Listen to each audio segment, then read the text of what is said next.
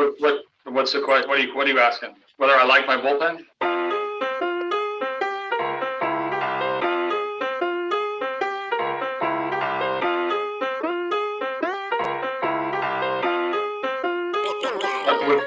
What's the question? What are you asking? Whether I like my bullpen?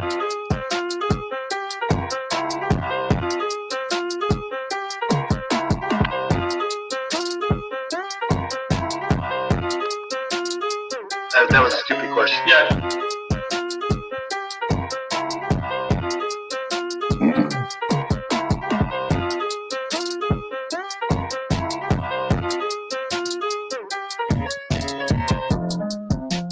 That was a stupid question. Yeah. All right. So I found a beat on YouTube, and I have to give credit to the gentleman who produced this beat because it was allowed me to put some AJ Hinch clips in there, and the beat was created by a Gallon Max. And so basically what I took was the audio from the AJ Hinch press conference the other day where Chris Mikowski asked him about kind of a strange question.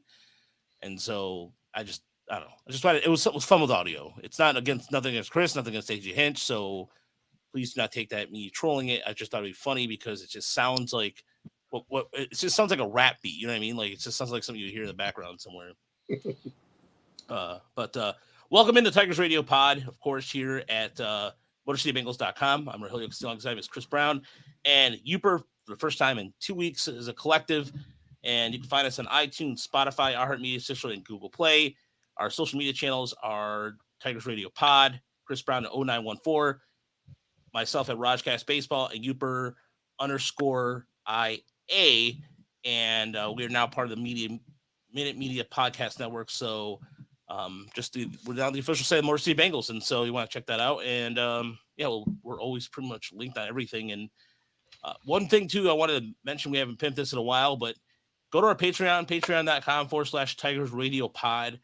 And if you're just a fan of the show, if you're a fan of our minor league work, there's a couple tiers per month that help us go towards costs. Like yesterday, for example, we went up to Lansing, and again, thank you to Jesse and Dan who put Chris on air, and Chris killed it, did a really good job. I don't know about that.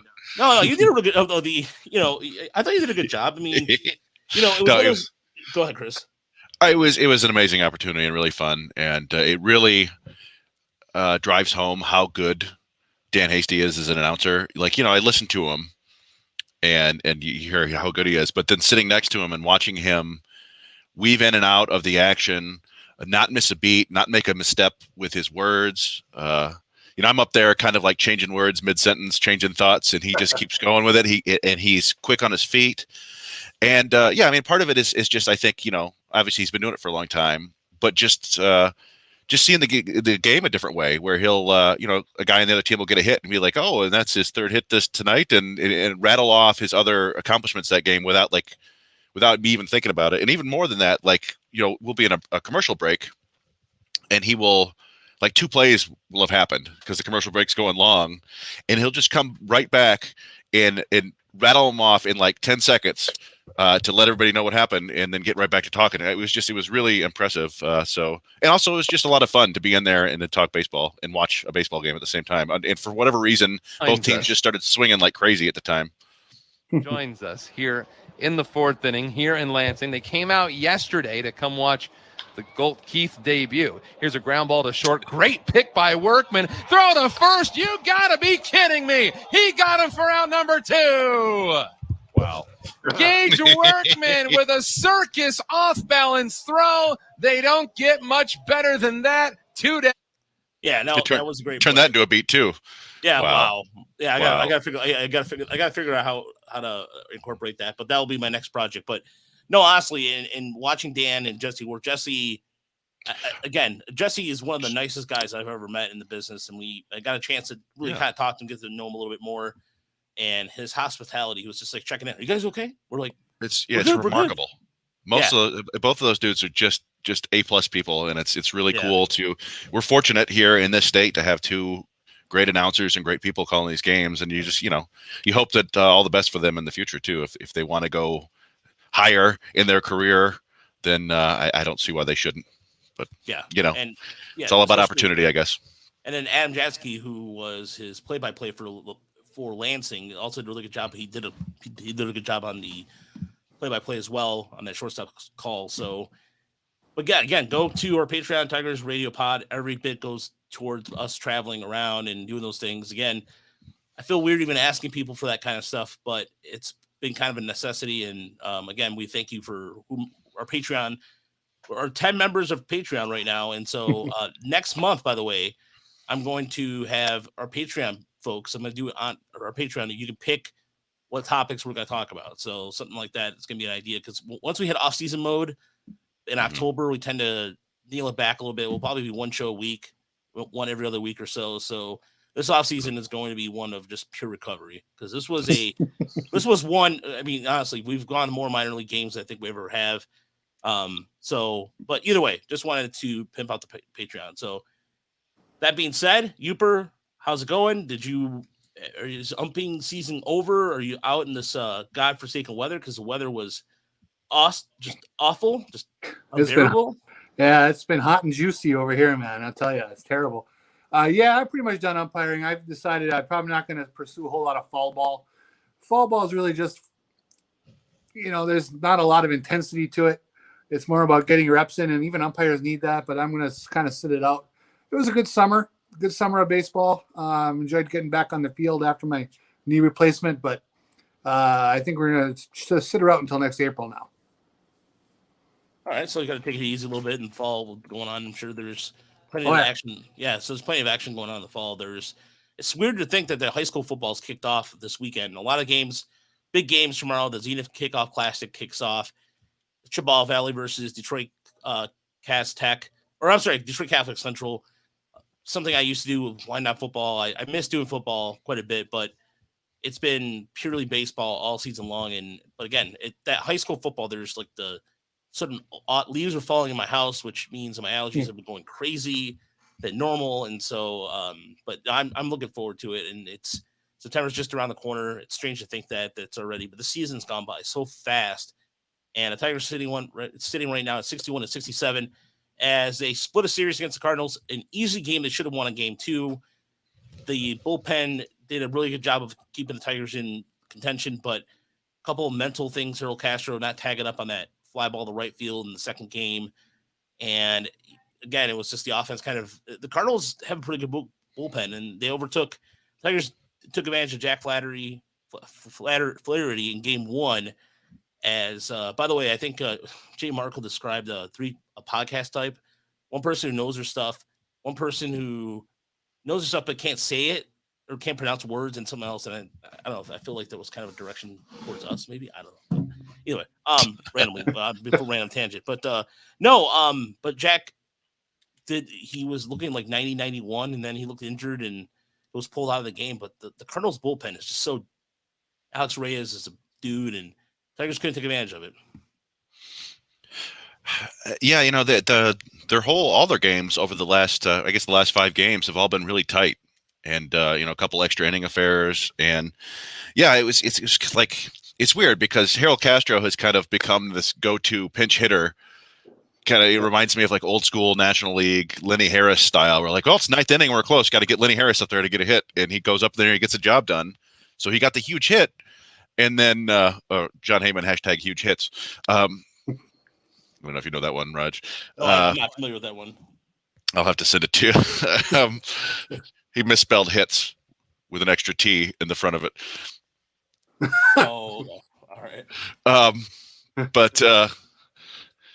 But yeah, and then he goes out there and as the base runner in the 10th inning, I don't know what he was thinking, just decides to go halfway to third on a deep fly ball to center and then has to come back instead of being on third with 1 out. And yeah, ended up costing them. That's if you don't score in that top of the 10th, you're in trouble, and they lost. So that was a weird one because I think the Tigers had 6 doubles in that game and only scored 2 runs.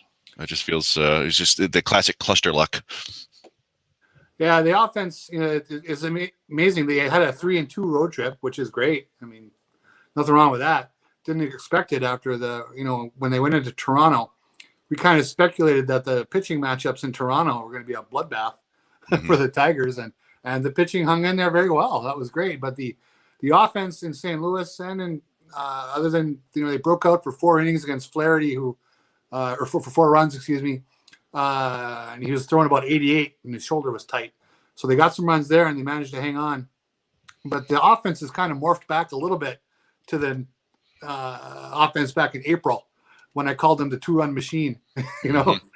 So they're not really getting a whole lot accomplished right now. Even the 2 games they won in Toronto, I mean, they got the wild pitch to tie the game at 1-1, and then they had the fluky error with 2 outs in the 9th to tie it at 2-2, and they got some runs in the extra innings. So offensively, they're just they're in a bit of a funk right now. We'll see what happens coming up. I have a feeling Toronto, seeing these pitchers again the second time in a week, the offense better show up. Yeah, Roger wrote that great article about Tyler Alexander, and we were looking at, his changeup and his cutter have been huge for him. But we'll see if let's see, is he penciled in? He is not penciled in yet, is he? So it's Manning, TBD, and TBD. I think they announced that Boyd was going to be one of those. Yeah, Boyd's supposed to start on Saturday, I believe. That's what. So yeah, Boyd's supposed to start. Yeah. I don't have a great feeling about Matt Manning against the Blue Jays. But you haven't had a great feeling about Matt Manning against anybody. That's true. I don't have great feelings about Matt Manning. What you should have a great feeling about was what Tarek Skubal did against the Cardinals. I mean, he deserves a better fate. So far in August, he is 2-1 with an ERA of 1.59. He's pitched 22 innings, he has 27 strikeouts, and just 3 walks. 3 walks. Yeah. And going back to July, he's had 6 walks spanning over the last 50 innings or so. So the walks have something that was a problem for him in June and April and earlier in the season, really, to be honest. It seemed like it has come down a little bit. But, I mean, since the All-Star game, he's 3-3 with an ERA 3.20. And to put it better perspective, 39 innings, and just 4 walks, but he's also given them 9 home runs. And that's where it's. He seems like he's getting ahead of a lot of hitters. Sometimes baseball boils down to the old aphorism, get ahead. And the walk rate really is what is impressing me. When we saw him last year, I was really worried that he was going to be an above average walk rate guy. And he's showing some ability here to pound the zone, get people to swing at high strikes. And it's been really fun to watch. Yeah, and the home runs are a concern, but I didn't think either pitch that got hit out by Paul Goldschmidt in the St. Louis game was all that bad. I think the first one was a fastball up and in, probably not up and in as much as he'd like. It was like 95, I think 94, and Goldschmidt turned on it and crushed it. And then the second one was a breaking ball out on the outside. And it wasn't, a killer breaking ball, but I also don't think it was like a hanging meatball. It was just, Paul Goldschmidt's a really good hitter. Mm-hmm. Yeah, and then other than that, those were his only 2 blips, really. I think he gave another hit in the 5th inning. But we were looking like he had 9 strikeouts through 4 innings. I was like, when's the last time that happened? And I never did actually look it up, but I had to think, maybe the Tyler Alexander 9 strikeouts in a row, that probably happened. Right. But before that, maybe Anibal Sanchez's, was it 16, 17 strikeout game, or Max Scherzer did it? So seems like something Scherzer could have done. Yeah. Yeah. Yeah. Sorry about that.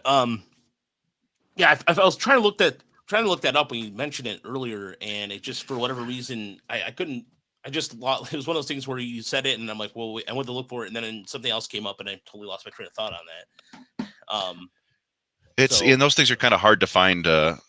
It's hard to find, at least for me, to find like specific spans, like in a 4-inning span. I don't really know how to do that via Baseball Reference. So it's just kind of, you just gotta throw your hands in the air and go, well, let Elias figure it out.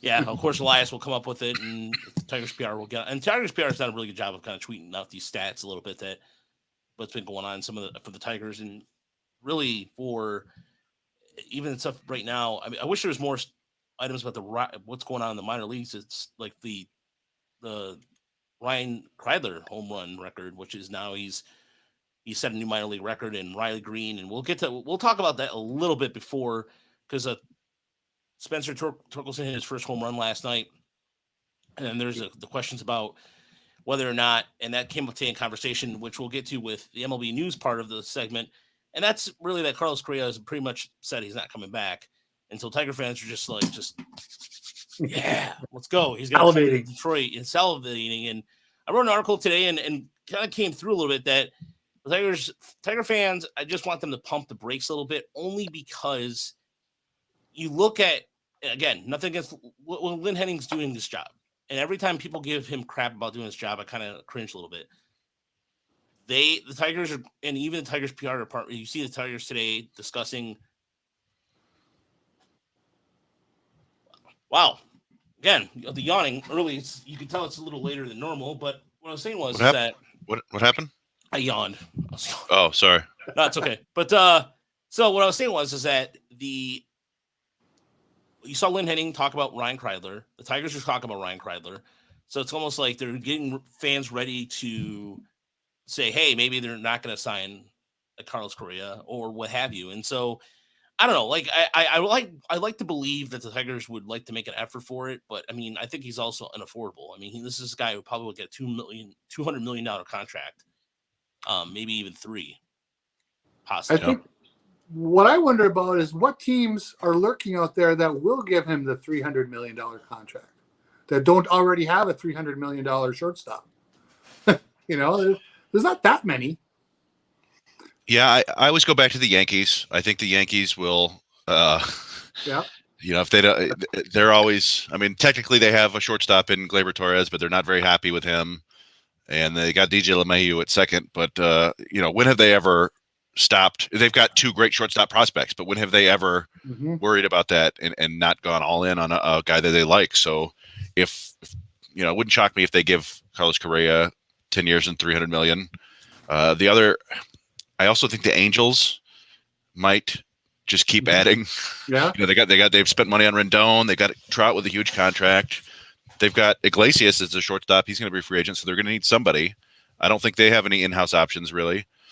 So, maybe not Correa, but maybe Storer. I feel like they're going to go after one of the big three. Now, you talked before, Yoop, that even though the Dodgers have Turner now, you can absolutely see them re-signing Seager or one of the other two guys just because they're the Dodgers and they don't care. My guess is they hang with Seager. I think they stick with their guy. That's my guess. I don't. Yeah. I mean, you guys bring up the Angels, and Artie Moreno, the owner of the Angels, is not afraid to spend. He has spent. Was somewhere.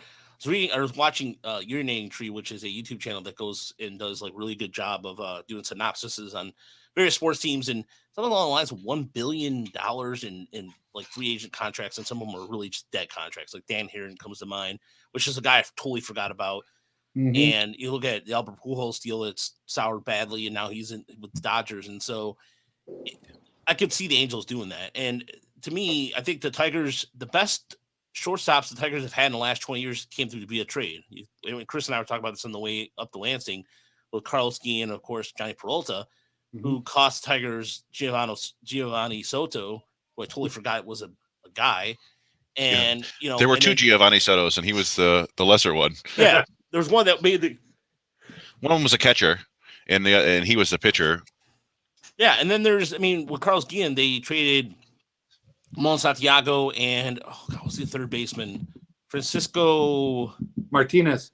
Thank you. Yes, Francisco Martinez. I think he was in a deal much later. He was in the Pfister deal. Francisco Martinez. Really? Yeah, I think that's right. Then who's the third baseman I'm thinking of? Then they traded to Seattle. I don't know. Let's check. I thought.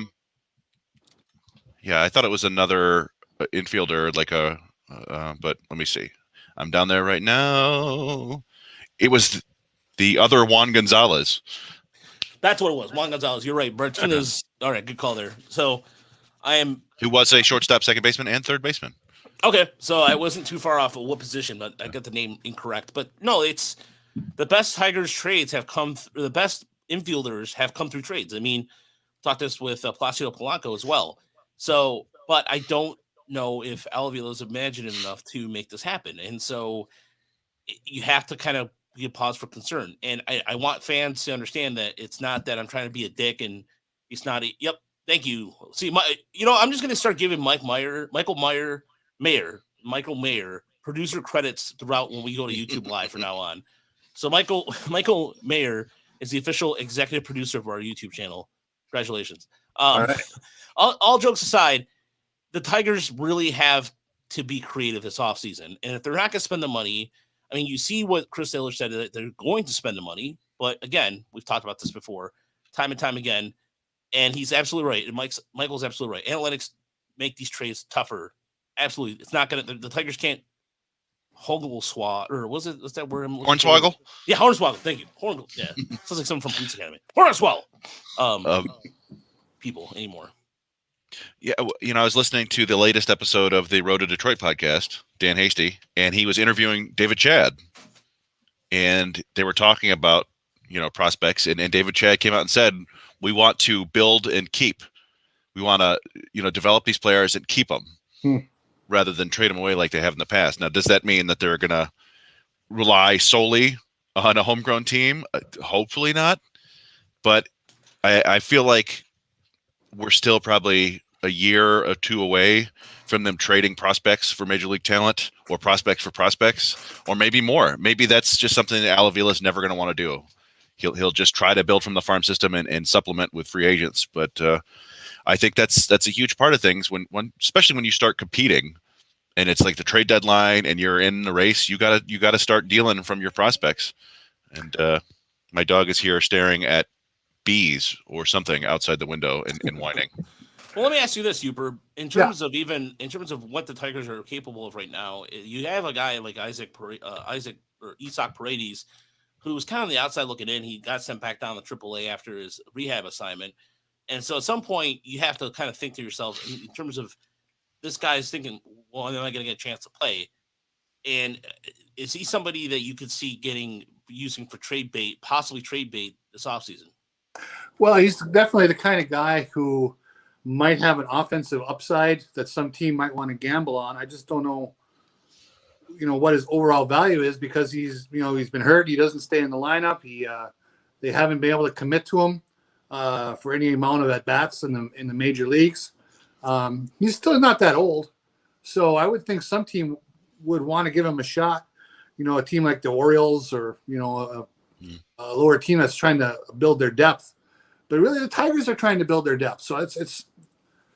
I just wish they would commit this last month to someone like Paredes or Clemens or someone maybe who's not on the roster right now, and get them that at bats and see what they have.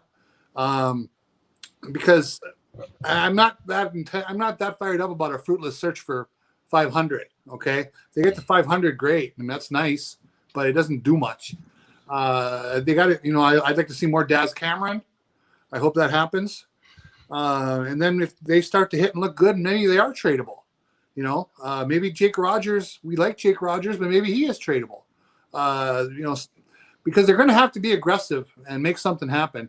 And I agree. I don't trust Chris Ilitch to spend a lot of money, at least obscene amounts of money. They're going to have to make some trades that end up being advantageous to the Tigers to build their everyday lineup. And just going through those guys they've gotten trade, Iglesias, Peralta, and Guillen to play shortstop for them. Those are great examples. They need to try to find that magic one more time, I think. Yeah, and compare it to the shortstops that they've signed in free agency, I guess, in the last several years. It's Jordy Mercer. Before that, it was Adam Everett. And who else? I guess that's it, unless you count like Nico Goodrum. Edgar Renteria. Edgar Renteria. Good. Well, they traded for him. Yeah. That was the Jair Jurgens. But not so bad. Yeah. The thing with Chris Ilitch, let's just talk about him for a second. Mm-hmm. Let's just, again, we're not just, these are quotes, or at least I'm close to his quotes. Go back a year when he said he has the fire in the belly to compete. Okay, the fire in the belly. So if that fire must be a kind of a Here in the fourth. It's not a roaring fire right now. We're gonna have to see if he's gonna put some extra wood on the fire this winter, and put money where his mouth is. He said they're ready to be aggressive, and again, you can take that in a number of ways. I've always said they could make big offers to everybody that come up second, and they were more aggressive than they were last year, but that's pretty fruitless too. So they're going to have to be aggressive, and they're going to have to compete and win some of these bidding wars for the players they want, or they're going to have to invest heavily in the trade route. But they need to pick a lane. I think I'm not sure which lane they're going to be in yet. Well, one of the other things in that the chat with David Chad, he was giving a lot of credit to AJ Hinch for changing the mentality, not just at the big league level, but throughout the organization. So what we kind of want, I guess, is for AJ Hinch to just lock himself in the office with Chris Ilitch and explain to him and fire him up and get him ready to spend that money. And if he doesn't have that fire yet, then maybe stoke it a little bit. I like it. But then again, that's his boss. So I don't know how many of us are but maybe he won't care. Maybe he's like, I want to win. If you don't want to win, then I'll see my way out. He has the Lynn Henning mysterious opt-out. Yes. We've never gotten any confirmation. Nor confirmed, nor confirmed nor denied either. So it's one of those things where, but yeah, I mean, you can see that the AJ Hinch effect is still with this team in terms of what they've been overachieving with the same squad essentially that he inherited from last year. So, but again, it's one of those, you kind of wonder how much of an influence he'll have in the offseason. I think he'll have a larger influence more than what people believe. I think Hinch is just already, you can see guys that are already kind of his guys. Like Derek Hill, for example, is the AJ Hinch guy. He wasn't a Gardenhire guy because he Gardenhire didn't really play him. He only played him in pinch roles and everything. And Hill's already making those swing changes beforehand last year, even in 2019, or excuse me, in the 2019 and the 2020 season, when he was hitting for more power in Erie. And so I think that the different coaching staff saw something in Hill that the previous didn't. It's night and day difference. It's the same thing with guys I know Willie Castro tests the patience of Tiger fans everywhere, but he had a home run. He had a key home run last week. And out of all the shortstops they've had, he's actually has the least, he has -1 defensive run saved. Still not a good defender, but still the point is, he's an AJ Hinch guy. He's a guy that Hinch is like, he's going to ride this guy out no matter what. And the same thing with, you can tell Cabrera is also kind of becoming, it's a different mindset altogether. So I guarantee you they're looking at that and what they're going to, I mean, what is the upper management going to do? What is Avila going to do? David Chad to me is one of those, David Chad has got, I haven't seen as much as I've seen David Littlefield. I've seen David Littlefield everywhere. But you can tell the David Chad influence of the draft. With Jackson Jobe, it's like Oklahoma. So it's like right in the middle of his wheelhouse. So it's kind of like, man, you don't want to assume that because then you see Marcel Meyer just tearing it up and all that stuff. But anyways, I digress. But that's a tangent altogether. But yeah, either way, Hinch is becoming more and more of the alpha, I guess the alpha male, if you will, alpha leader among the group of people so far. It's going to be interesting if, let's say, they choose the free agent route and Ilitch signs off on X amount of money to go out and contract. Do you want the one mega deal, or do you want to spread it around to 2 guys or 3 guys on medium to upper level contracts? Like Marcus Semien will probably get, or other guys like that. Hard to say. I mean, I'm sure Francisco Lindor's struggle scares them a little, but sometimes I think you got to invest in the big talent.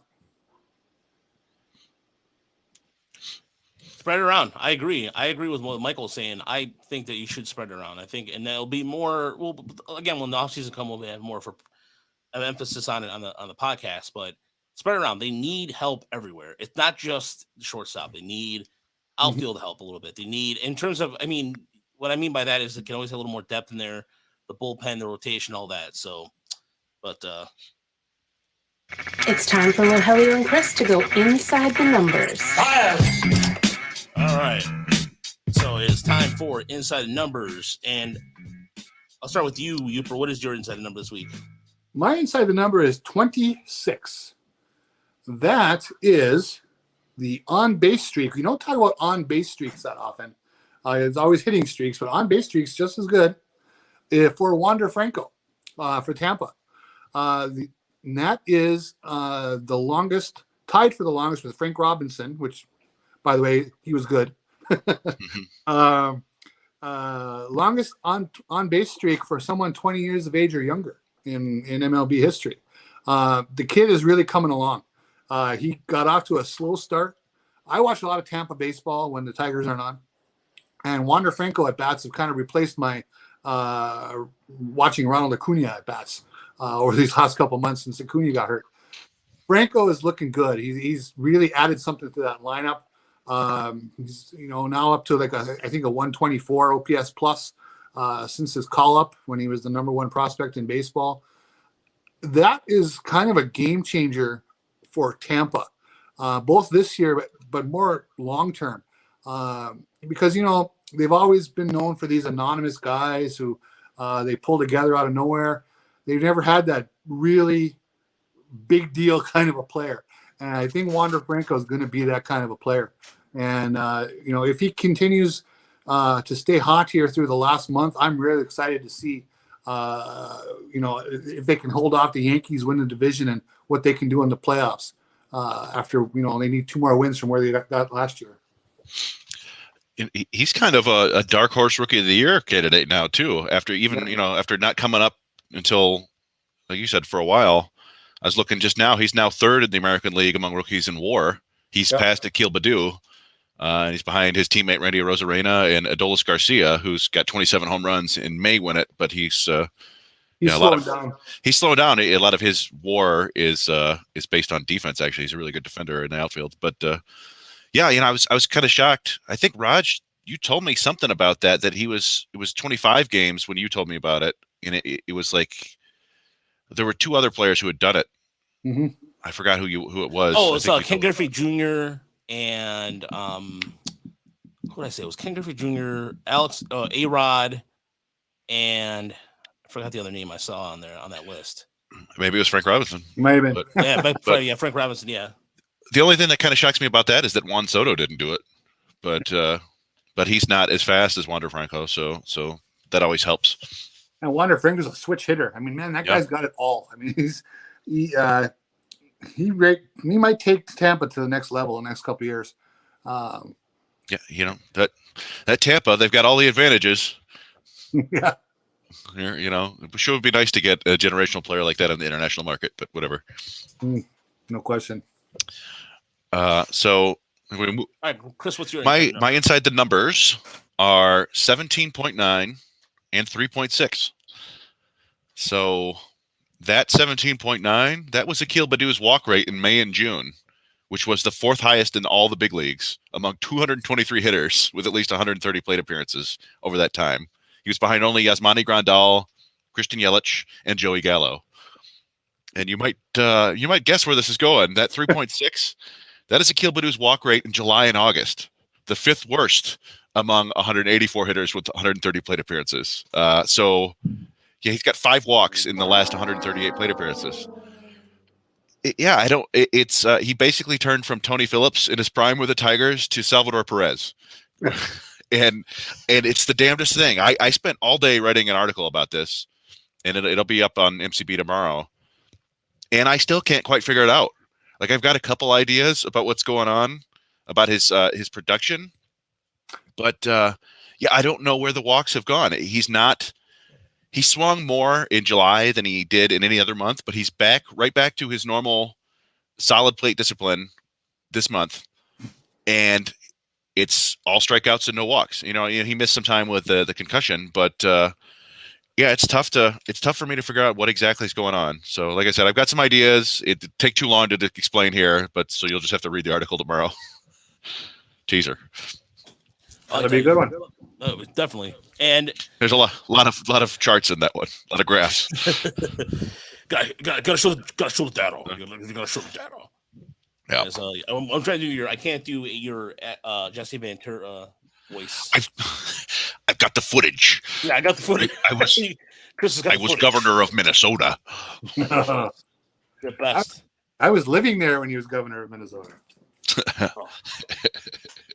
was quite the experience. Yeah. I bet. I mean, I bet you he came out. Did he come out with his? Got all these maps. Yeah. All right. So my inside number is 8.09, and that is the ERA of the Baltimore Orioles in the month of August. And it gets uglier. Their pitching, their hitting's not been bad. And Kevin Goldstein did a really good job of talking about the awful season Orioles are having on Fangraphs, but they have a WRC plus 94. But here's some more pitching numbers for you. They have given up 40 home runs in the month of August. They have a whip of 1.829. 1.829 in the month of August. Just, yeah, that like just, man, it just kind of dead.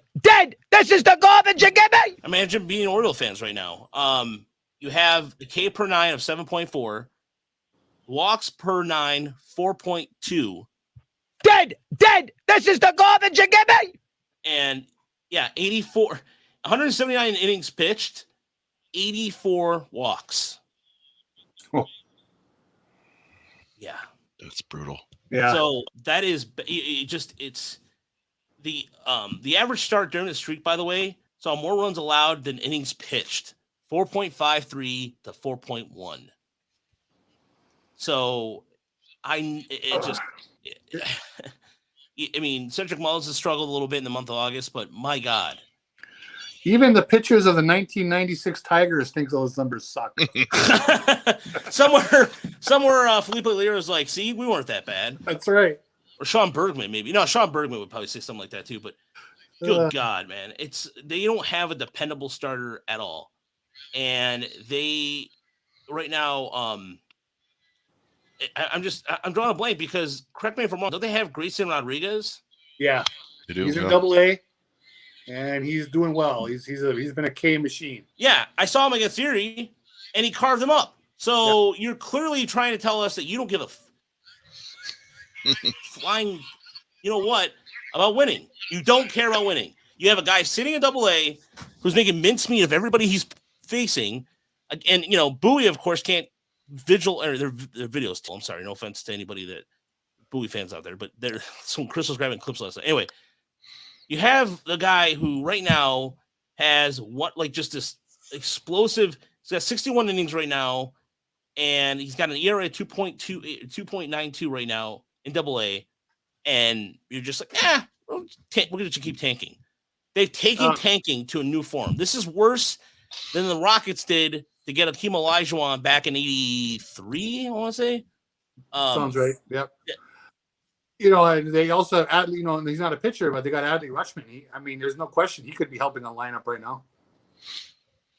And they did bump him up to AAA. Yeah, it is very clear that the Orioles are in full tank mode right now. They're getting that first overall pick this year. Going to spend it on Termar Johnson or Elijah Green or whomever. But you wonder if this is kind of what we saw with Michael Elias and Sig Megdal there down under Ludau and Houston. So they're kind of following that route again, but I thought that they might start turning it around quicker than this. Yeah, I know everybody talked about the Orioles this offseason being like this new kind of like this progressive team but it's just tanks firing just all right. I was like, is that thunder? Yeah, that's tanks firing. That's old and beat up. That's pretty good. Yeah. Thank you. Yeah. Anyway, so they can't, and Michael saving the day there with that. They can't afford to bring him up and use a couple of years of control. He'll be up with Adley in 2022. Okay. Yeah, it's the same thing that the Tigers did with Mize and Screwball. Fair enough. The only thing we don't know is if that's going to come into play at all under the next CBA. Right. Yeah. Again, the CBA kind of throwing things into out of rhythm, what have you. I understand, again, but at the same time, it's one of those things where I'm just Imagine being an Orioles fan right now. I mean, you're disgusted. I mean, what's the point of going to a game right now? And and the funny thing is the Tigers are. You look at the 03 Tigers and the 96 Tigers and the 75 Tigers who lost 19 in a row, I believe. So it's not easy to sit through those things. And, was it the 89 Orioles that lost 19 to 18 in a row too? Uper to start the season. Yeah, 89 or 88. I think was it 23 in a row, 21 in a row. Well, it was. I think it was. Yeah, I think you're right. It was 80. It was 80. I think I want to say it was 88 though. 88. And then the amazing thing was with a kind of a ratty lineup, they made a little Cinderella run in 89 out of nowhere. They were actually in playoff contention, I believe, for a little while. Was that Frank Robinson who coached that team too? I wouldn't doubt it. Yeah, I think so. I believe so. I can't remember off the top of my head right now. But to answer Ray's question out there, we don't know what's going on with the purse strings of the Tigers. Chris, what are you gonna say? Well, yeah, I mean, we don't know necessarily. The Ilitch companies are very complicated. It's a hydra. They've got their tentacles and everything around Detroit. But he's the one who. It's not like he's out there in front of the media all the time, but he's the only one we ever see out there in front of the media. So we just kind of assume he's the one who calls the shots, right? He's the only one they ever talk. They never talk to anybody else. So, but yeah, I guess we don't technically know the inner workings of the org. Well, I'm sure I'm just going to answer Michael. I'm going to just simply answer a question since you're out there on the audience. Essentially, everybody's on pins and needles for the Ravens to start. Essentially, right? That's what I'm assuming because Ravens football seems like a big thing out there, and I'm actually more of a Ravens fan than a Lions fan, although I'll probably get a lot of crap for that, but I don't care. But honestly, that's probably what's going on right now. Everybody's talking about probably the everybody's talking about the upcoming football season and close, so see, yeah, he confirmed it. So, but speaking of confirming things and making things okay, there we go. Yeah, and of course, because the guy's electric. The guy's got an arm. He can run. He can do anything. And Lamar Jackson. Yeah, Lamar Jackson is the man, and he's a dude. So, anyways, speaking of dudes, Chris, what will we have for our dudes in the audience, or maybe a lady friend? Oh, yeah. Okay, we can get into Manscaped. Yeah. So what's funny is I was actually. They when they have us do this, they're like, "Hey, give a testimonial." I'm like, "Well, I don't have one yet. I do have my story that people will hear if they pony up for this thing." But I was hanging out with some friends over this weekend, and I was talking about it, and they're like, "Dude, the Manscaped just sponsor every podcast?" And I was like, "Yeah, yes, they do." And then they both admitted that they had the lawnmower 2.0, and they were like, "I love it." Yeah, they were like, "I love it. It's great." So, listen, like people actually do like this. So. We're not hawking the 2.0. We're double that now. We're talking about the lawnmower 4.0. So we're asking you to join the 2 million people worldwide who trust Manscaped, and go to manscaped.com for 20% off plus free shipping using the code FANSIDED20. I assume the 20 means the 20% off and not the year 2020. When we went down, Raju and I went down for Fiesta Tigres, and all the jerseys had 20 on the back. Yeah. And I assume they were just left over from the year before. But that's not the case here. They just want to give you 20% off. So you want to check out the Performance Package 4.0 from Manscaped because it includes everything you need for your tender areas. It's got the Lawnmower 4.0 we already talked about. It's also got the Weed Whacker ear and nose hair trimmer, and the Crop Preserver ball deodorant, and the Crop Reviver toner, which I still don't know what that is. They're going to have to send it to me so I can find out. It also comes with boxer briefs and a travel bag to carry it all. I am a boxer briefs man. I've been a boxer briefs man for 20 years now. I remember I went through a boxer phase in middle school. I don't know if it seemed like that was the thing in the early 90s. Silk boxers. It was kind of ridiculous. That's what all our buddies did. And boy, that was just a lot of wedgies, I remember. Not like people pulling my underwear, just like on my own. They wedged themselves up there on their own. But in any event, so yeah, remember about the Lawnmower 4.0. It features cutting-edge ceramic blade to reduce grooming accidents thanks to their advanced skin-safe technology. It's waterproof. It's got a cool flashlight on it, too. Yeah, it comes with a 7,000 RPM motor, a new multi-function on-off switch. That's another one where I'm to, what else can on-off switch do? And the LED spotlight that Raj mentioned in case you lose your, lose your power. You lose your power, and you got a hot date going on. Go get the lawnmower. It also includes. What's that? I was just saying. It also includes the Weed Whacker to get the ear and nose trimmer, and as we mentioned, the crop preserver and the crop refiner. So yeah, go to Manscaped or Fanside, manscaped.com. Type in Fansided20, get your 20% off, and enjoy your healthy and trimmed and clean nether region. And there we go. as I said, if somebody buys it, I'll tell my story. Yeah, you should, as they should. So, all right, on with the show as we continue on. The good. Oh, that's good. The bad. Oh, that's bad. And the ugly. So, by the way, I encourage audience participation. If you have a good and bad and ugly, if you're a regular listener of the show every week, we love audience participation. I just want to make that clear. If you are somebody who's listening to the podcast and you're like, hey, you know what? I have a good and bad and ugly. Please send it to our email. We have a show email that I know I don't really pimp out very often, but it's at, I still haven't changed it, to be fair, tigerssrd@gmail.com. Or go to our Twitter or go to the Tiger Minority Report Facebook page. If you have a good and bad and ugly candidate, just send it in. Just send it in, a good and bad and ugly, or an insider number you want to talk about. Don't be shy. We have some audience participation out there. We love it. So please, if you have a good and bad and ugly, it's something, it could be Tiger related, it could be maybe you hate the Royals or whatever. Do it. Just do it. We love our audience participation. So if you're watching on YouTube right now, think of 3 good things, good, bad, and ugly in baseball. Ray, Michael, if you're watching right now, go for it. Honestly, you'll feel like maybe you're at home right now going, man, you know what? That's a good idea. I'll do this at work tomorrow while I'm sitting on the toilet, killing company time. There you go. Good. So, all right, without further ado, Chris, what is your good and bad and ugly this week? All right. So my good is actually Dansby Swanson, which is kind of interesting because, he was famously the first overall pick there in 2015. I remember distinctly watching the MLB Network broadcast and them comparing him to Alan Trammell. And I remember I wrote an article at Tigstown about how these comps were getting out of control. They were like, yeah, he's like Alan Trammell or maybe Robin Yount. I'm like, okay.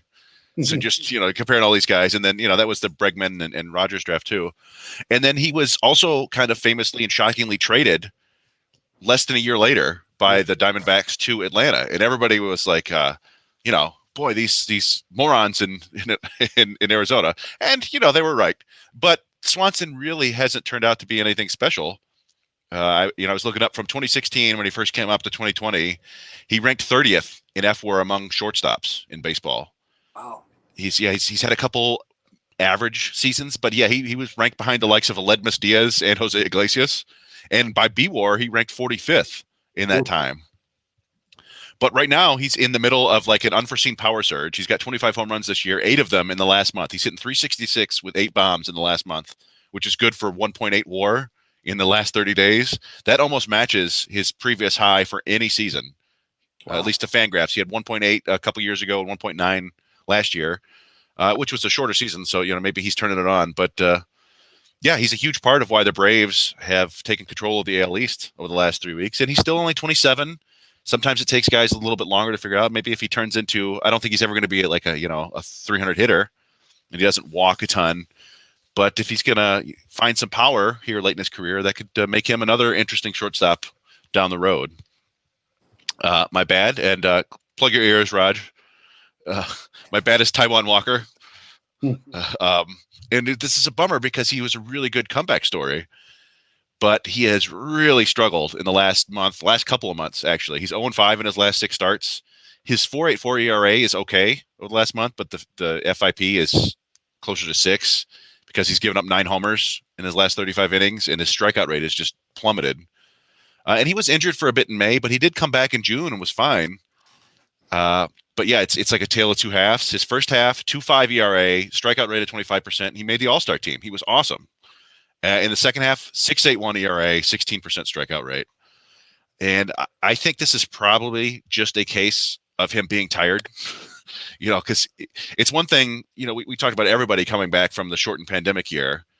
He threw 53 innings last year. He's up to 130 now, but he threw 1 inning the year before that, in 13 the year before that. So this is like uncharted territory for him in the last 4 years. So I think he's probably just exhausted. I didn't check to see what his velocity was or whatever, but I think that's probably the story behind that. And in my ugly is the extra innings base runner, which I don't know if I've ever complained about this, but But I think I have a slightly different take than most of the ones you'll hear, because this comes from last night's Dodgers-Padres game, which somehow managed to go 16 innings with this new rule that was designed to shorten games. It was a 6-hour game.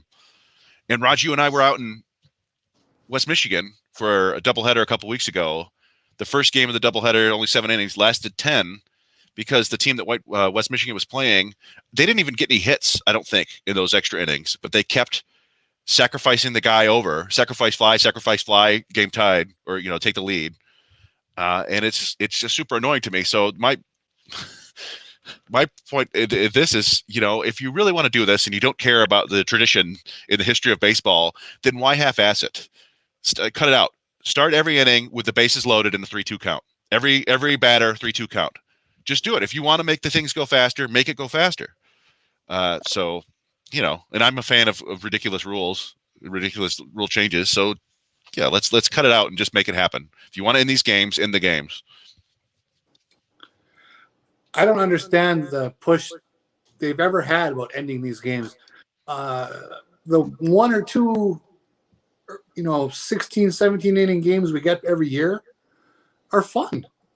It's amazing how many fans are kind of come together on an experience for that. Twitter is alive during those games. Everybody's talking about them. They were solving a problem that wasn't a big problem, I think. Yeah, I don't think. I think it's another situation where the MLB, where MLB is not thinking about the fans at all. They don't care about the fans in this instance. I think they're considering it a player health issue or a team issue where you're screwing up your bullpen for the next week or whatever. So they want to. Yeah. At least that was the reasoning I always understood. I agree with you. I think you're probably right, but I don't think they're right. I think I agree. In the age of 9-man bullpens, you should be able to absorb a game like this every once a month. You could put players back in, or you're absolutely right. I remember a dozen times in my life where Tigers games seemed to go super late tonight, seemingly always in Seattle for some reason. But there were a couple of those games, like that was the famous Carlos Guillen walk-off homer that was like 4 a.m. against the Yankees. Yeah, there were a couple games like that. I stayed at a Pirates game that ended super late in like the 11th or 12th inning, and yeah, it's fun and memorable for fans. But I guess it was an issue for baseball. I don't know. They've had all these like the end of the world things. It was the end of the world that the games were taking too long, and suddenly that went away because I guess gambling. I assume. Yeah. And spin rate, the spin rate, end of the world 2 months ago.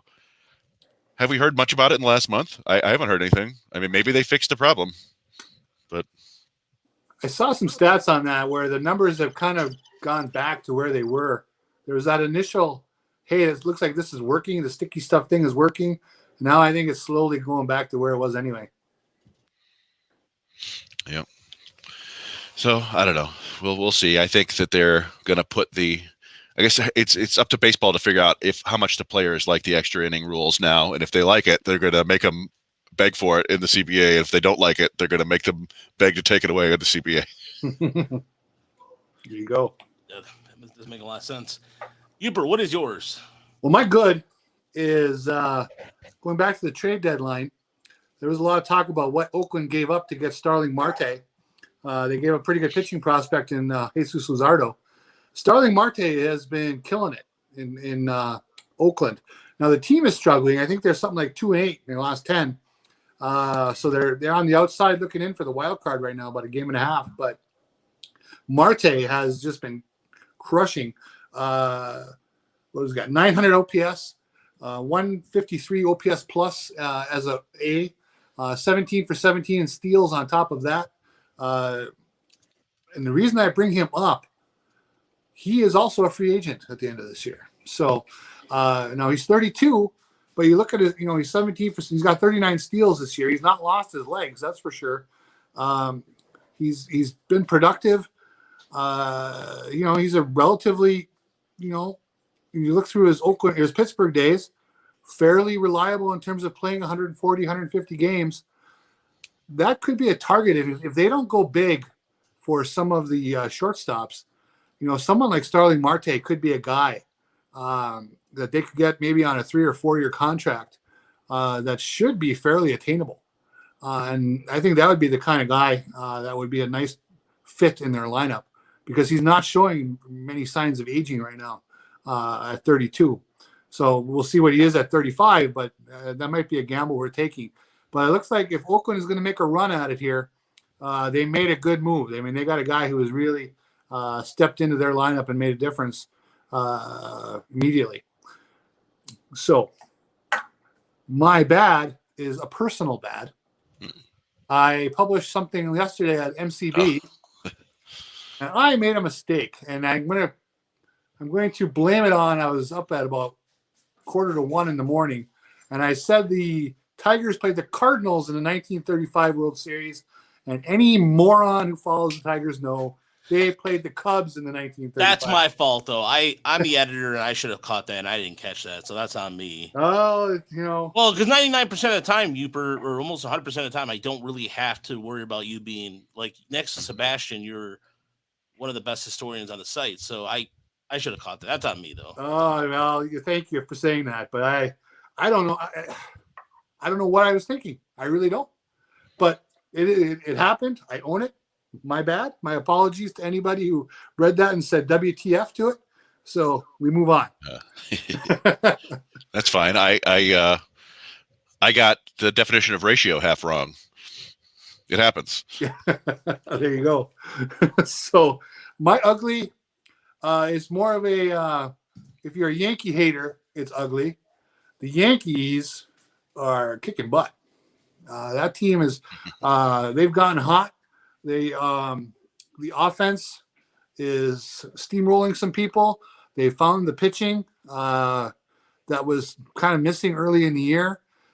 To me, it's always more fun when everybody in New York is pissed off about the Yankees. So this is very depressing. I think the Rays can hold them off. They got about a 5-game cushion right now. But man, you look at every day when you watch the highlights on Quick Pitch, or you look through the box score, or maybe you watch the game itself.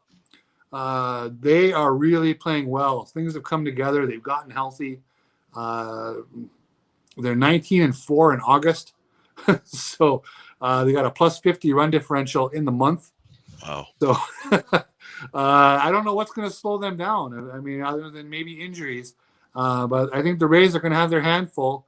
I think the only thing now is can the Rays keep the Yankees into the wild card? And then if they're in the wild card game, anything could happen in one game. So, but look out for the Yankees. Take a look at their lineup, what they've been doing. It's pretty impressive. But I'm going to count that as the ugly because I don't like it. Yeah, because no one wants the Yankees to, like, even as much as we love our longtime Yankees host Stacey Solis, who, by the way, it's her birthday today. So happy birthday to her. I want her to have her on the pod soon. It's been a while, but my good is Robbie Ray, who has been lights out in the month of August, and he's also a free agent as well. His last start against the White Sox, 5 hits, 1 run, and 14 strikeouts against just 1 walk. The month of August, but the problem is, he has no wins, no losses. Toronto he runs into a lot of bad luck in that. But that was his second straight start of 10 Ks or more. In his last start against Detroit, of course, 8 innings, 1 run, 5 hits. 1 run, 5 hits, and 11 strikeouts. And so he's been pitching money. Toronto is in the thick of things in the wild card right now. They're 4.5 back for a spot, and they're in, like I said, the Tigers can play spoilers this week, but Robbie Ray has just been pitching money. I think they avoid him. Hopefully, I think they do. I believe so. So, I don't think so. Oh yeah, they don't get it. Yeah, and so all right, and then part of that good is the Giants, and again, the Giants have just they're 82-44 right now. They have the best record in Major League Baseball, and no one can catch up to them. They're getting, and what I love about the Giants is it's not just one person. It's just a combination. Like, again, it's a team. So I know I'm seeing the obvious, but you're getting production from, you got Buster Posey giving you 15 home runs. You got Brandon Bell giving you 19. You have Brandon Crawford with he's 19, who just signed an extension. Mike Yastrzemski's at 20. And then you guys got like it's Lamont Wade Jr. 17 home runs. Darren Ruff is 14. Like it's just double digits everywhere. It's a balance attack, and it's amazing to me. And right now you have two starters on the DL with Gosman and Discafanti, and they're still rolling on. It's impressive, and you just got to give the tip of the cap to just a total team balance attack out there. And so that I couldn't really I couldn't ignore the Giants. I could not ignore that. What I can say, and what I can say though is my bad are the Mets. Mets, who are now 4.5, who are 4 back. Excuse me, they're 7.5 back in the East. They're 4 games under 500. They are just falling apart. Typical Met style. I know James McCann's wife lashed out at some people because they're ragging on her and ragging on James. So that was kind of to be fair, they're 16-7. They're 6-17. Excuse me, 6-17 in the month of August. In the second half of the season, they have one of the worst records at 14-25. They have just been falling apart. And again, just what you mentioned earlier, Chris, about Kehan Walker. I mean, but then again, but their schedule's been brutal. I mean, you look at the month of August. They started against Cincinnati, then they played Miami, Philadelphia, Washington. They had no problem with. They swept Washington, but then you had the Dodgers, Giants back to back. Jeez, that sucks. Oh, yeah. I mean, maybe. I mean, they went out and they traded for Javier Baez. It was like they were going for it, and that didn't work out. Baez looked foolish, by the way. That pitch, you guys saw the that pitch was funny. Yeah. That was a great one. Oh my goodness. Oh man, he wasn't even close. And look, I'm not. Let's get ourselves here, ladies and gentlemen. If I swung, I probably had the same kind of swing on that pitch too. So I would highly suggest looking that up on Twitter. And the ugly is the attendance for the Mariners A's opener the other night on the 20th. I believe it was. It was the other night for their opening game. These two teams are in wild card contention. They are doing well. They're above 500. They have winning baseball, and you draw in the August are 13 games of 500. Guess how much they drew? It's out of curiosity, without looking. How much do you think they drew for opening night? 11,500. So I saw this. So if you want me to guess, I will tell you. But you can just tell us. 4,140. Yeah. I understand why the pandemic. For the pandemic purposes, I get it. To a certain extent, I get it because not everyone's vaccinated. What are your opinions about that, or it doesn't matter. So whatever your personal opinions is about the vaccination, whatever, that could probably play a part of it. But it's also, I think, the fact that I think it's clear as day that Oakland needs a new facility or something. Something needs to change in Oakland. This is a team that does every year compete somehow, some way. They always compete, and you draw 4,000 in August. I can understand April. I can understand even May. There's a little bit of a water or a little wind that comes off the bay. I get it, but come on, against the Mariners, Mariners are a good team, and that's it. Again, pandemic aside.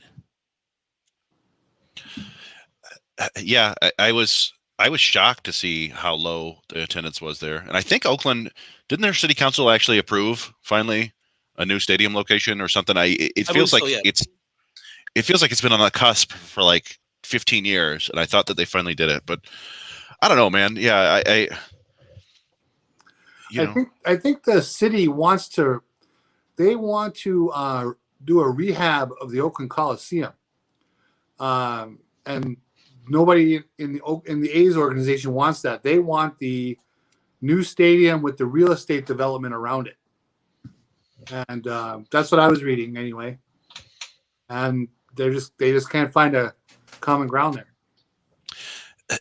Yeah, Michael Meyer was saying that they don't even have football anymore. What else are they going to do at Oakland? But he's right. I mean, Golden State, I guess, at certain times. But what about right now?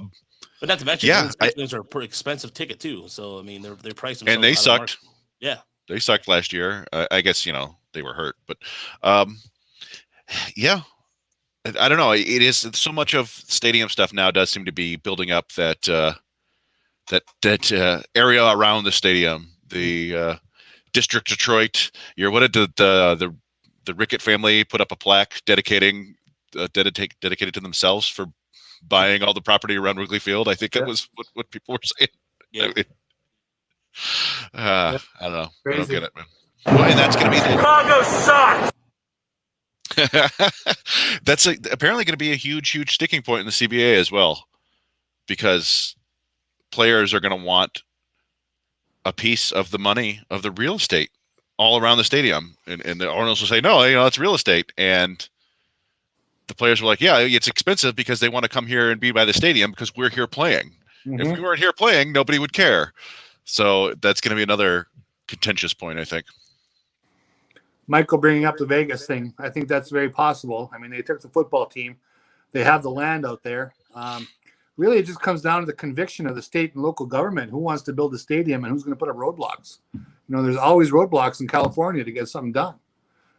Nevada, or at least Vegas, does not seem to run into those roadblocks. So, No. Yeah. And the thing is, too, I think that it would be a good – I think the Aviators right now, that's a AAA team out there for – I think it is a Oakland A's affiliate, so it would be kind of rather ironic. Maybe they switch and Oakland becomes a AAA affiliate for the Vegas Athletics. But, again, this is throughout history. The Athletics started in Philadelphia before they moved to Kansas City, I believe in the early mid-'50s. Yep. And then they used to be essentially the farm club for the Yankees, because the Yankees would just trade them like, well, we'll take this guy, and screw you, essentially. And so then they moved to Oakland in 69, I want to say 60, late 60, or maybe it was earlier than that. I can't remember. I think it was earlier than that. Yeah, because then the Royals were a franchise in late 68, 69, I believe. Yep. Okay, so my history might be off on that. But either way, regardless, the A's have to do something with this because it's embarrassing. And I think that additional revenue could help them out. But whether it's Vegas, I think Portland's actually a good idea too. But then I thought about it a little more, but Portland, minor league baseball's never succeeded in Portland. The Beavers were there for a little while. Then the Mavericks got screwed over by, if you watch that movie, it's a really good movie with Kurt Russell, Bing Russell and Kurt Russell.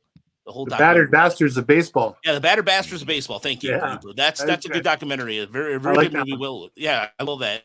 And then one of the guys invented Big League Chew. It's crazy. But no, in Portland, I don't know if it would work. I thought about Portland, but then even somebody suggested, like, somebody was like, well, what about Vancouver? But I look at what happened with the Grizzlies, and I don't know. Like, I don't know if that would work in Vancouver. I mean, honestly, I think Nashville and Charlotte are good markets. I really believe that. I still think that Charlotte is a market that is thriving, and they're always ranked among AAA leaders in attendance. It's got Carolina. The Carolina's technically in Greensboro, so the Hurricanes rather. But you're still in college. It's still college basketball, but still, nevertheless, you have the Hornets there. So again, it depends on what they want to do. But I'm getting too off track. The point is, go to some damn games, people. Come on, let's go. Come on, let's go. Let's go. So Tampa also too. Same thing. Tampa's having attendance problems, but that's always been the case where people don't want to go to St. Pete. Yep. And they're steadfast about it. And I understand now, because going to traffic down there, it's ridiculous. You do not want to wait in the heat on I-4 off the turnpike, Florida. Screw all that nonsense. And it's a hideous dump of a stadium. Why would you want to go in? And as I recall, it's kind of like it's a stadium like right in between like three freeways. It's like there's like, hey, look at that stadium down there. Oh well. Like, I'm not getting out here. Then wave it off. All right. So do we have any questions this week, Chris? We Steve Cook did send us a question / kind of discussion point. He said, could we have a discussion about Tarek Skubal and Casey Mize? Skubal has the higher ceiling, 59-9 strikeout to walk ratio going back to June 27th, 3.61 ERA over that span, 9.3 strikeouts per nine, 1.41 walks per nine. If he ever limits the homers, look out. Mize is good. I think Skubal could be special. Your thoughts appreciated. And then he added to that.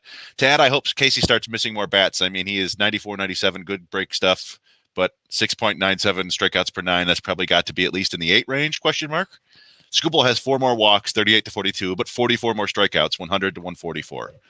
So all that background, he wants us to discuss Mize and Skubal. I feel like we have discussed it a fair amount on the show over the season, But yeah, I'm happy to discuss it more and open to letting you guys go first.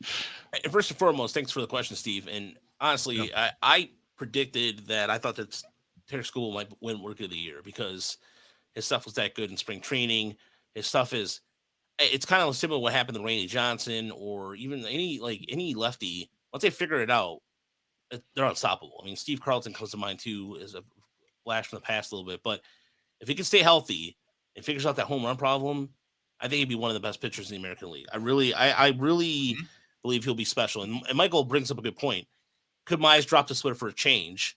And I think he's dropped. Correct me if I'm wrong, Chris. He doesn't throw a splitter as much as he did last year, right? His splitter is decreased usage. It seems like a pitch that he has like once every 4 games now.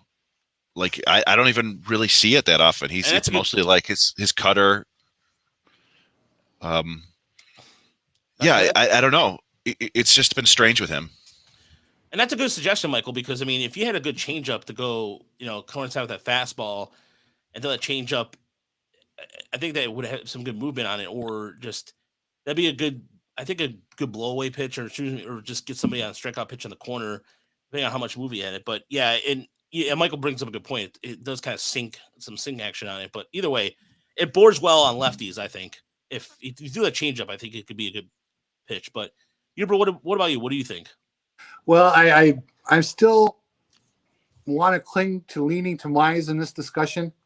I like the repertoire he has. I think that at some point he's going to tighten up the repertoire a little bit and just go with the 3 or 4 best pitches and quit messing around with 5. I like the fact that, to me, there's a little bit of bulldog in him. We talked about this recently. He fights to keep the game from getting out of control. And there's a lot that says a lot to me. He doesn't get run off the mound when he's struggling. I also like that he's inducing a lot of soft contact. The strikeout numbers aren't there yet. I think he'll learn how to do it, though. I really do. And I think with Fetter working on, can they find that breaking pitch that gets a few more swings and misses instead of foul balls? That's kind of all he needs. And all of a sudden, I think that K rate will go up. I love Skubal. I've really been taken the last month to a different level of my interest in watching him. I think he's got a 2.58 ERA over the last month, and it's just the way he's going about it's very impressive.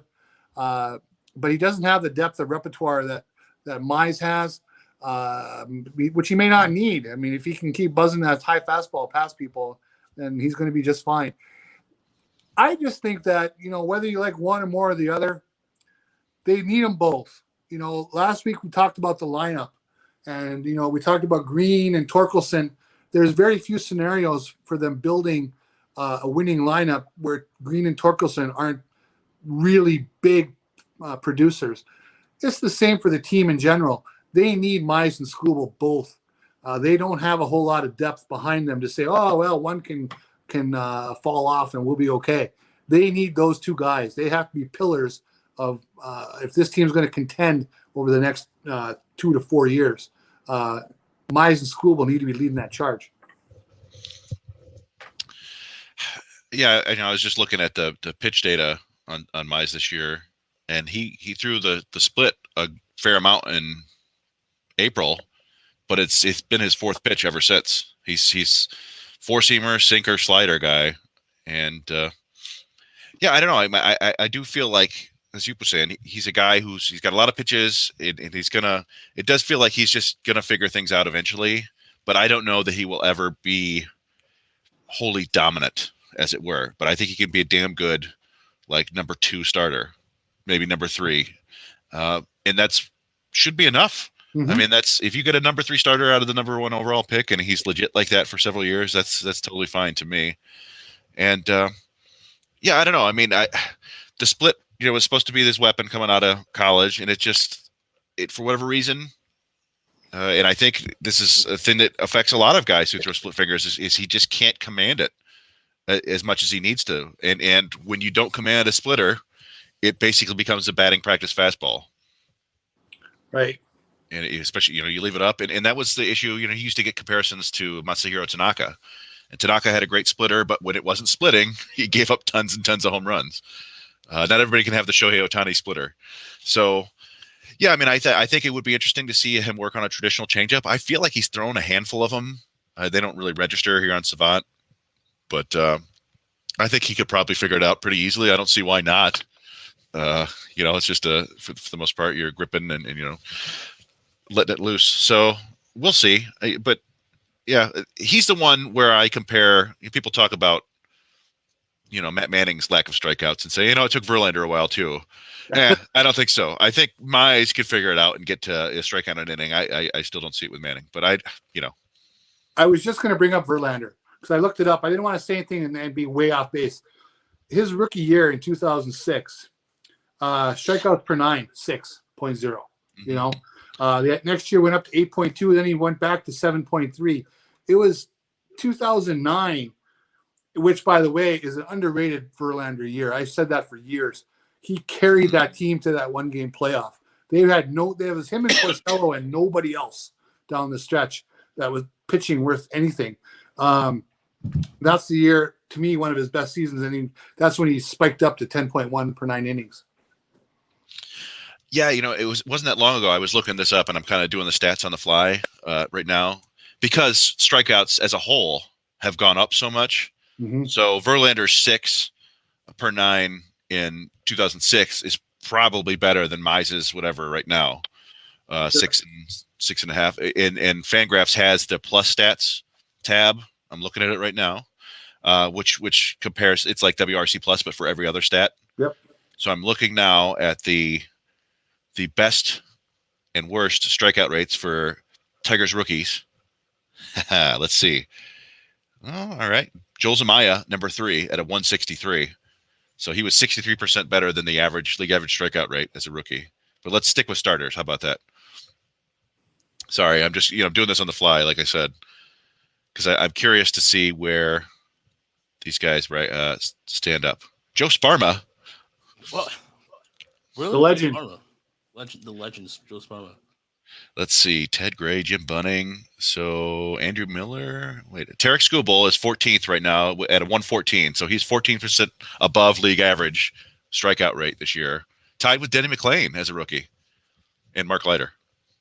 Oh, no, he's one above Mark Leiter and Mickey Lolich. But so now I will flip the other way and see who is the most below league average. Just to see. Larry Pashnik. All right. Never heard of you.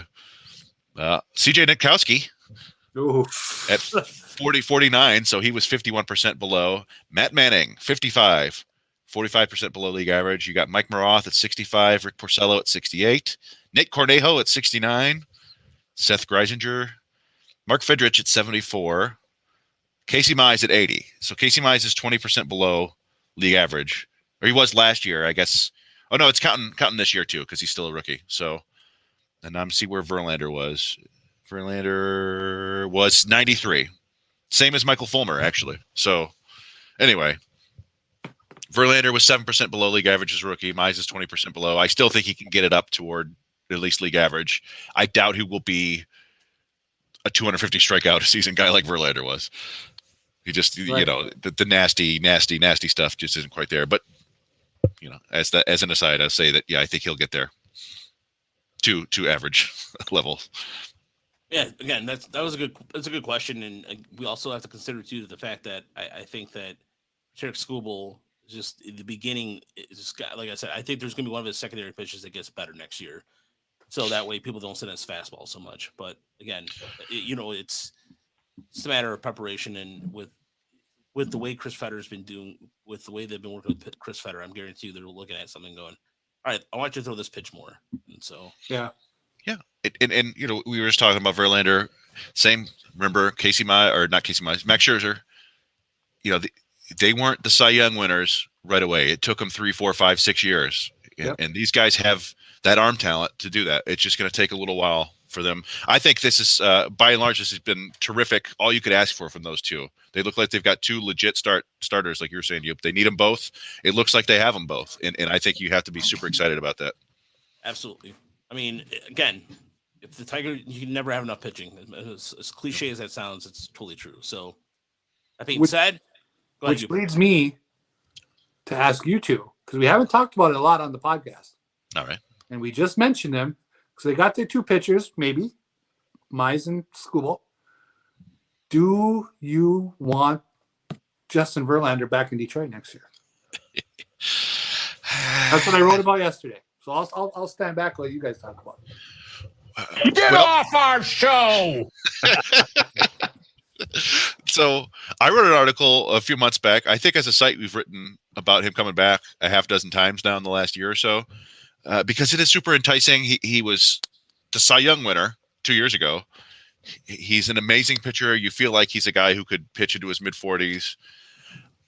The thrust of my article was we just don't know. We've never seen a guy come back from Tommy John surgery at this age and succeed for a long period of time. It was, I'm trying to remember. It was like Arthur Rhodes had the best career after getting Tommy John surgery at this age. Part of that is nobody really tried. Right. I think that was most pitchers had the good sense to just go ahead and retire instead of trying to come back. But Verlander's crazy like that. It's one of those things where, like, I don't know. I think he's still going to cost $25 million. Mm-hmm. If you can bring him back on a heavily incentive-laden deal where it's like, hey, you pitch this number of innings, you do this or whatever, it bumps up, and he's cool with that, I'm cool with that too. But I don't think that's the move that a winning team makes, honestly. I feel like a Verlander, that's a move for the Tigers in 2 years, not next year or 2 or 3 years. And at that point, who knows if he'll still be around, but it's this team can't, he just feels like kind of like a luxury, like that addition you make to really put you over the top to get you to the World Series, like the Astros got. He's still kind of like that, except with a huge question mark. I think if you want to add a good pitcher, you probably want to go somewhere else. Okay. I agree with that to a certain extent, because I agree with that wholeheartedly, not to a certain extent. I agree with that completely, because he's not going to get what was you going to say? I was just going to say, you agree to it to a certain extent, and that extent is wholeheartedly. Yeah. Well, there we go. It's exactly the way I look at it. Like, it's,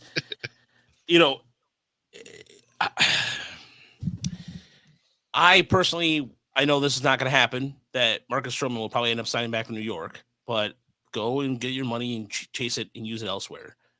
I like the idea of Verlander coming back.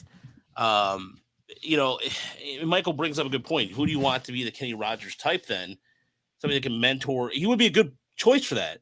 If he comes back at a hometown discount, then yeah, absolutely. But I don't know, as Chris said, I don't know if he is or not, depending on the contract. If it's a 1-year deal with an option for 2, and he comes back and with just with incentives and all that, then yeah, great.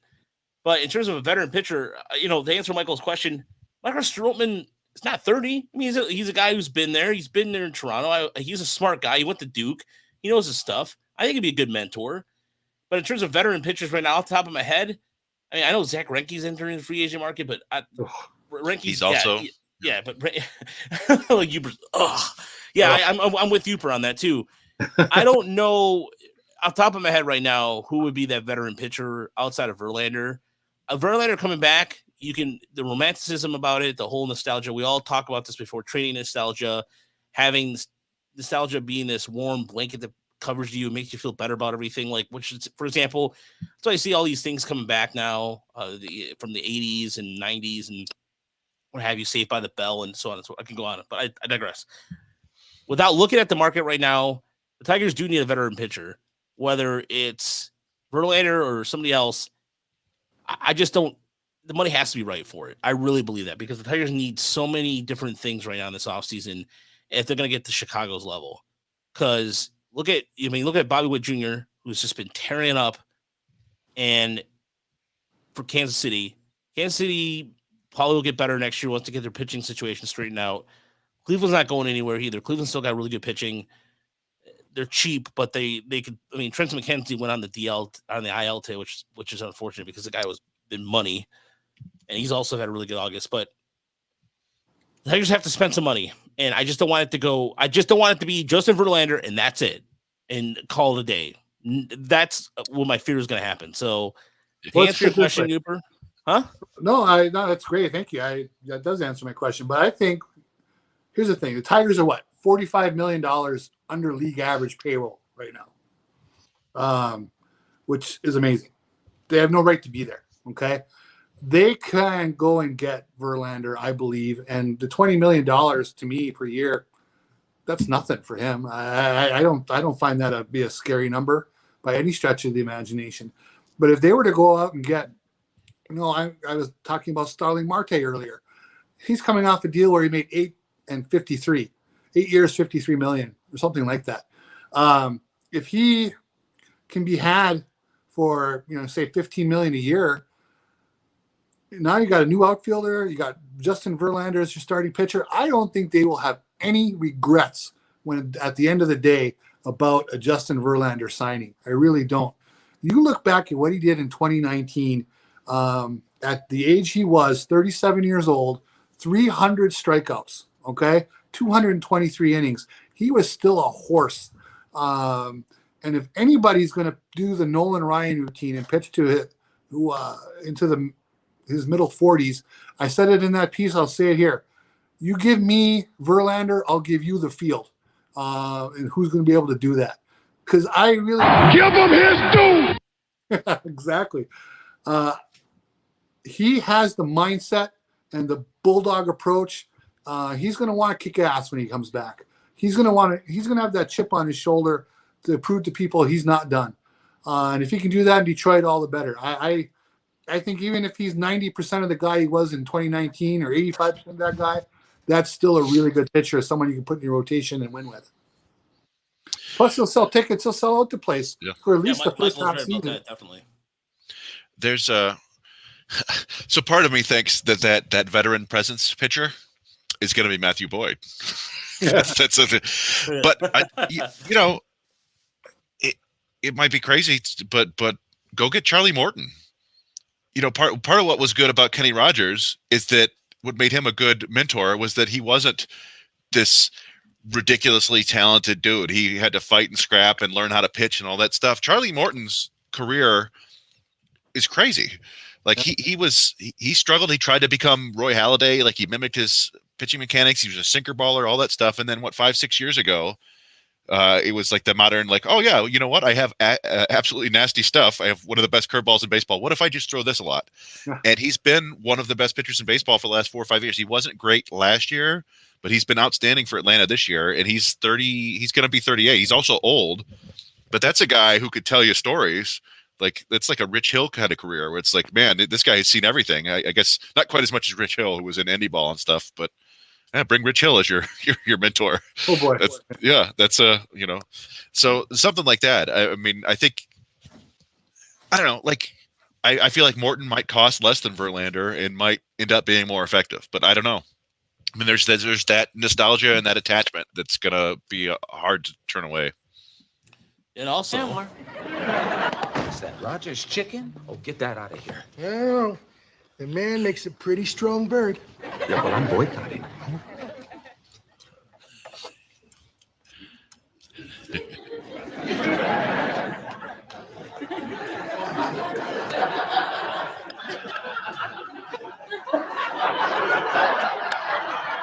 What is that, hiccup? Yeah. It's the wood that makes it good. Really? Uh-huh. Stop it. Kenny Rogers makes a pretty good chicken, apparently. Yeah. All right. So, anyways, enough with the shenanigans on that. So, we are out of here. Thank you so much for listening to Tigers Radio Pod. Of course, you can find us on MotorCityBengals.com. Check out the latest article from Uper, myself, and Chris is dropping an article tomorrow. And check out Daniela. I go by her Twitter name sometimes. Daniela's preview as she previews the Blue Jays and the nostalgia there. Thank you to Michael Mayer again for contributing on executive producer for our YouTube channel. So if you want to go to our YouTube channel, Detroit Tigers Minor League Report, there's some new videos up there. I've been a little behind, but I'm going to put some of that Colt Keith batting practice, some of the stuff we saw up there, and we'll be probably hitting the road probably next weekend. I don't know, maybe we should take a break this weekend and Labor Day weekend. I don't know, Chris. Well, we'll talk about that off air, but again, thanks so much for listening. We're really, and you know what? Morton feels like That's true. Yeah, I think I agree with Morton on that. Well, yeah, I do kind of. I may remember him because he started in Atlanta and he's from Georgia, I think, originally. So maybe he just wanted to go back home. But I don't know. 3 years and 50 million. See if that changes his mind. Yeah, There you go. Yeah, there you go. Yeah, he had a really good podcast too with Charlie Morton did. What was that former? Morton he had Here's a Tom Who. Schwartz on.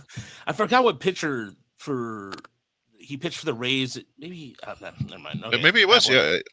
Maybe it was Charlie Morton. Okay. Anyway, we'll figure the mystery out. Until next week or until Sunday when we do the Minor League Report podcast, we'll recap all the minor league stuff, and hopefully the Tigers series wins as the Tigers try to finish August for another winning record for the 4th consecutive month, and we'll see what happens. Until then, see you next time.